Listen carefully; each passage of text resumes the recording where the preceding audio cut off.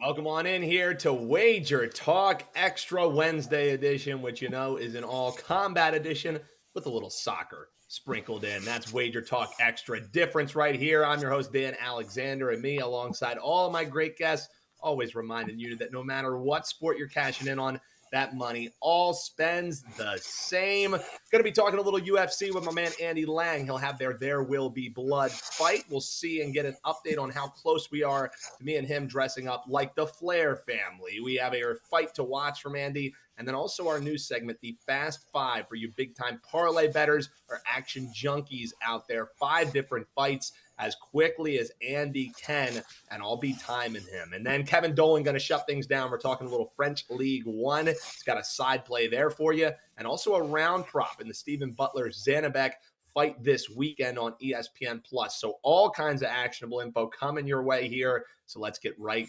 into it. We didn't get to talk UFC with my man Andy Lang last week, so we're bringing him back and happy to do so to talk a little, Andy. There will be blood. This weekend, we got Daniel Rodriguez, we got Garry, and since we haven't talked in our week, I guess, Andy, about UFC at least, I guess we got to update the folks at where we're at and what There Will Be Blood is all about. Yeah, so we're 6-2. This is pretty simple. I just pick a fight where I think we're going to see blood, and a lot of times these fights have ended early. Yeah, very very simple explanation. A lot of times these fight end early, so that's kind of the premise of this is there going to be a violent fight that ends early? I don't know if this one finishes early, but I'm going Daniel Rodriguez and Garry. I'm going to start with Garry. He's tall, he's rangy. He's going to have a pretty big reach and height advantage, but he leaves himself wide open to counters. And Daniel Rodriguez is not going to be shy to pop him if he leaves himself open. And it's not if Garry is going to leave himself open; it's how many times is he going to leave himself open. That being said, Daniel Rodriguez is tough. He's one of those guys that's good everywhere. I wouldn't say he does anything great, but both these guys are really tough. I think this is going to be a striking match. If Daniel Rodriguez wants to implement the clinch and take things to the ground, I think he could. I'm not sure if that's going to be his path to victory. I think maybe getting Garry in the clinch is going to be effective, and I think you're going to have a lot of dirty boxing and a lot of really, really short, violent elbows and some body shots. So with the combination of Garry, with how good he is on the feet with his kicks and his strikes, with how bad his striking defense is, with Daniel Rodriguez probably initiating some strikes really close quarters. I think these guys beat each other up pretty good. I don't know if it gets finished early, but I definitely think it's violent, and I think we see blood in this one, Dan. There will be blood. And Andy, I think our official number that we agreed on, once we get to 15 fights that you have correctly predicted that we will see blood, people get what they never asked for. And that's you dressed up as Charlotte Flair and me dressed up as Ric Flair. That's correct, right? I just want to make sure we're on the same Yes, page. we are Oh, 9 God. away. So some people are hoping there will not be blood in the Daniel Rodriguez and Garry fight. All right, Andy, how about your fight to watch for this weekend? I always love you breaking down maybe a fight that falls under people's radars or a reason that you're just excited to have it up on your set. Who are you eyeing for this weekend's card? I'm excited to watch this Carlos Ulberg and Ihor Potieria fight. Ulberg, up and coming prospect. I mean, just as athletic as it gets once he gets inside the ring. He's fairly new to the sport in general, and we saw that he had really bad cardio issues in his first fight. He completely gassed himself. His next fight against Fabio Sharon, who's not a good fighter. He really worked on his cardio, lasted 3 rounds, which I thought was a really good sign for him. And he's starting to put it all together. You're just seeing his patience as he learns the sport, but he still has that natural power. And in his last fight, KO'd Nico Morano in impressive fashion. And I bring that up because Nico Morano beat Potieria in pretty dominant fashion. Nikolai got Ihor down on the ground and pounded him in the second, got a standing KO. I'm excited to watch this fight because Ulberg is a really, really good prospect, and he trains with some incredible fighters. I mean, Israel Adesanya is always at this guy's fights, cheering him on. I see a lot of potential with Ulberg. With Potieria, we really need to see if what kind of fighter he is, because he lost against Nikolai Negamorano in the first fight, and then he got handed this layup of Shogun Rua, where he knocked him out in the first round. I mean, he did what he was supposed to do, but it was not a very good indicator of what this guy has. So I think this is a really good test for Ihor, and we're going to see if the evolution of Carlos Ulberg continues. If we see Ulberg getting better and better each fight, look out, because this guy is powerful on the feet, very, very smart, very coachable. He continues to get better. So it's a fight I'm really excited to see if Potieria is kind of a fraud or not. And I want to see the evolution of Ulberg. But don't blink in this one. I don't think there's any way that this goes the distance. I think someone's going to sleep. It's never a good sign when your fighter biopic is in black and white, for what it's worth. Ihor Potieria is falling into that category.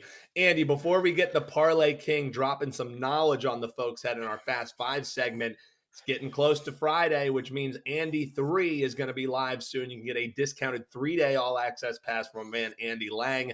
What's that all about, and what kind of stuff are you going to have locked and loaded this weekend? Well, yeah. So if you use the promo code Andy3, you'll get 3 days for $39. We were just under +6 units last weekend when we were in the special. So awesome, awesome weekend. We have a 5% UFC play that is up. We're coming off another perfect weekend. We are having a fantastic season in UFC and MMA. And this weekend, we're going to have a Bellator play along with the UFC play.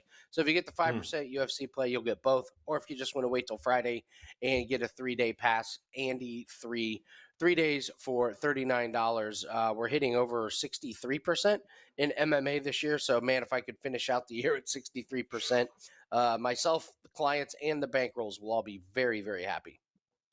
Yeah, and also with that big play loaded, there you and your team also on a 4-0 run there in the UFC. So I love that, Andy. Let's stay hot here. All right, it's time for the Fast Five, and you know I'm going to be timing you, Andy. So no pressure. What do you got? All right, let's go through 5 fights real quick. We'll start with Natan Levy and Pete Rodriguez. Interesting fight. Pete Rodriguez, a boxer, really, really quick hands. He's fought 2 UFC fights, one against a horrific competitor, one against a guy who's probably going to be a title contender. We're not really sure what we're going to get from the boxer. I think Natan Levy edges out a victory because he's a more complete fighter and can utilize a ground game. Cody Stamann and Douglas Silva de Andrade. I lean the underdog here. Silva Andrade is older. That's his big downfall, but I think he's fought much better competition. I think he's going to be slightly quicker. Give me the underdog in that one. Alex Morano versus Tim Means. Alex Morano coming off a knockout against Ponzinibbio, but Morano took that fight on short notice. And if you saw what his body looked like, it looked like he was not ready for a fight. So he got a payday. This is a fight he's had a full training camp for. I think he wins on the feet, knocking out Tim Means, who's a bit clumsy at times. Jessica Rose Clark and Tanera Lisboa. Give me the underdog, the debutante. Lisboa has fought terrible competition, but her skills are legit, and she loves taking women down and working the ground and pound. That's been a real issue for Jessica Rose Clark. She's lost 2 fights by armbar. Give me Lisboa, the underdog, making her UFC debut. Gabe Green, Brian Battle. Very excited for this one as I like both of them. Lean Brian Battle is the underdog. I think he's got much better ground game. I think he uses his wrestling to squeak out 2 rounds. But make no mistake, both these guys are tough. It's going to be an entertaining fight. Give me Battle to squeak out a decision win. Man, under a minute 30. And also your quickest leg on that one was the longest name. You had to say Douglas Silva de Andrade, which took up half your time. You still broke that fight down in 11 seconds. The Andy Lang difference. Make sure you check him out, wt.buzz/AL. Use that promo code coming up this Friday. Get 3-day all access for just $39 and get all the plays Andy has locked and loaded for this weekend. Big thanks to Andy. He'll be back tomorrow talking a little NASCAR and Formula One here on the show. But right now, we're going to step aside, take a little break, and then we're heading out, talking to the Irishman, a little soccer action, a little boxing action to shut down your Wednesday show here only on Wager Talk Extra.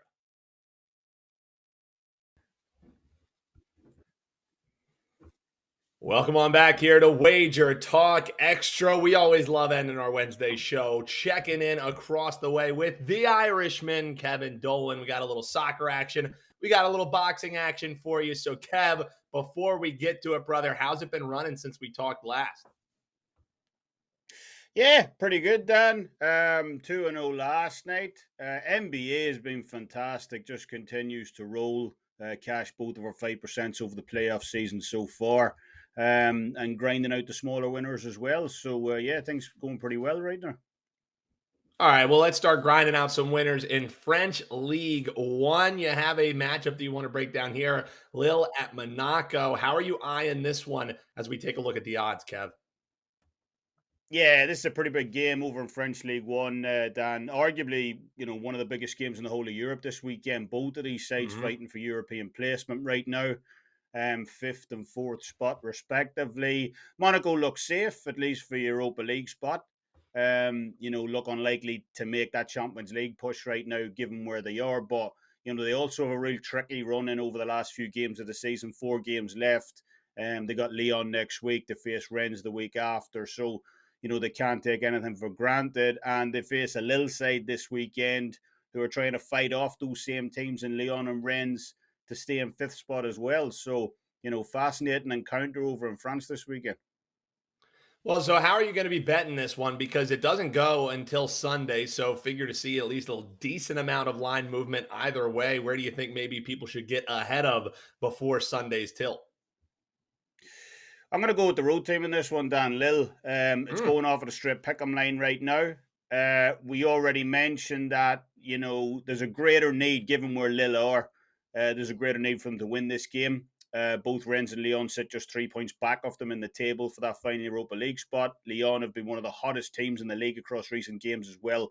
13 goals scored across their last 5 starts. So, with games against Clermont-Foot and relegation battle in Troyes, respectively, you would imagine both of those teams, Rennes and Lyon, are going to exit with maximum points this weekend. So if Lille slip up in this game against Monaco, suddenly that gap evaporates for them. So I like the greater motivation for Lille ahead of this one. But even more than that, Monaco's home form, it's continued to be an issue for them across multiple seasons now. They're always electric on the road. They rank as the league's 3rd best road team this season. They were the same last year, but for whatever reason, they can't translate that road form when they're returning home. And, that's simply something you won't get away with against this Lille side. Lille have generated the 2nd best expected points tally away from home this season. Only league leaders PSG have accumulated more. So I believe we're getting the better team here on Sunday with the greater need to win as well at a straight pick-em price. So that's what I'll be on for this weekend. Better team, better motivation. We're looking towards Lille in French League One. Again, that one not going until Sunday. Hey, that might not be until this weekend, but expiring on Thursday is a great deal. You can get $50 off a 30-day all-access pass, soccer only, from my man Kevin Dolan using code FINAL50. And it's not just League One. You're really breaking down across multiple leagues in that soccer pass, correct, Kev? Yeah, I mean, we do all of Europe, Dan. We do MLS as well. Obviously, Champions League, Europa League going on this week also. So it is a great time to jump on that. Get $50 off 30-day all soccer all access, runs until Thursday. Because soccer's just it never stops. Yep. Yeah, that's for sure. And also with the 12-5 run that you're on in soccer, hop in while it's hot. He's got a 4% play loaded now, so why not just grab that with the 30-day all access and ride with Kevin for the next month there. Use code FINAL50. All right, so from the pitch, let's go inside the ring. ESPN Plus this weekend, we got Butler with a big match at Stockton Arena. How are you going to be breaking down this tilt? Yep, Janibek. Alimkhanuly, Janibek, if you prefer. I'm gonna call him by his first name because the second name really it's too much for me to handle. But he defends his WBO middleweight title this weekend against Stephen Butler over in California. Not the fight we wanted to see. Butler is ranked number 6 of the WBO right now, but that's being extremely generous. We know how these sanctioning bodies work. But to Janibek's credit, look, he tried to get the Jaime Munguia fight over the line. Munguia wanted to go in a different direction. The Liam Smith fight was close to being finalized as well before, Chris Eubank triggered that rematch. So this is a stay busy fight for Janibek on Saturday, and one, we hope propels him onto a much bigger fight down the road this year. Yeah, all right. So hearing you break that down, and also expert by me, making sure that you break down Janibek's name, so I didn't completely butcher it and go full prez on the folks here on Wager Talk Extra. Just hearing the brief little overview that you have coming in, let's see if I know you well enough. Sounds like you're leaning to the Butler side here. Is that correct, or are you throwing me a little misdirection? I must be throwing you some Mr. X and Dan. Look, Butler's a decent fighter. He beat Mark DeLuca last year. He's got 26 stoppages in 32 fights, but this is an opponent, in all honesty, this weekend that Janibek needs to be handling fairly convincingly, if he wants those big fights down the road. Janibek was on a run of 6 straight KOs heading in to his last fight. He absolutely destroyed Danny Dignam inside of 2 rounds. He was bombing him with those left hands. And he really looked like he could be the man at middleweight, but ran into a really tough, experienced campaigner in Denzel Bentley back in November to snap that KO streak. Bentley gave him all kinds of trouble in that fight, gave a really good account of himself. But, is that going to be Butler this weekend? I just don't see it personally. 3 losses on his resume to date, all 3 coming by stoppage as well. Ryoto Murata, former Olympic gold medalist who fought Triple G early last year as well. He put a real beating on Stephen Butler in their fight prior to that. And Janibek's, at the very least, in my opinion, in that category, probably better than Murata is. So Butler's 3 defeats so far have come in or around those middle rounds. That seems to be his kryptonite. He got stopped in round 5, round 7 in his 3 fights so far. And Janibek also loves that 5th round as well to get guys out of there. He's got rid of 2 of his 8 knockout opponents in that exact round as well, so 25%. So if you want to toss some pizza money on this fight, exact round prop, the 5th round for Janibek to get the stoppage, looks like the best way to go here. But as of right now, there's no lines up for the round band props, your 1 to 4s, 5 to 8s, 9 to 12s, and so on. But when they get released later in the week, I would definitely be looking towards 5 to 8, those middle rounds. Or if you're looking for something a bit juicier, go for round 5 specifically. That'll be the way I look on this one. Calling the round, calling the shot. A little Babe Ruth action from a man, Kevin Dolan. Kevin, we already let people know if they want to hop on board, 30-day all access. Just use that promo code FINAL50 at checkout. It'll take you $50 off a soccer all access from a man, Kev. Also, while you're there, why not grab one of those all access passes? You get his boxing plays as well. Kevin, always a pleasure, my man. Can't wait to see you at the WagerTalk meet and greet August 19th. Make sure you book your tickets. Check out the website for more information on that. And that's going to do it here. We love shutting it down with the Irishman, so that's what we do. We appreciate you tuning in. If you like the show, hop below in the comments. Let us know what you're going to be betting on in some of these extra leagues. And until Thursday's show, we wish you the best of luck. Big thanks to Andy Lang. Big thanks to Kevin Dolan.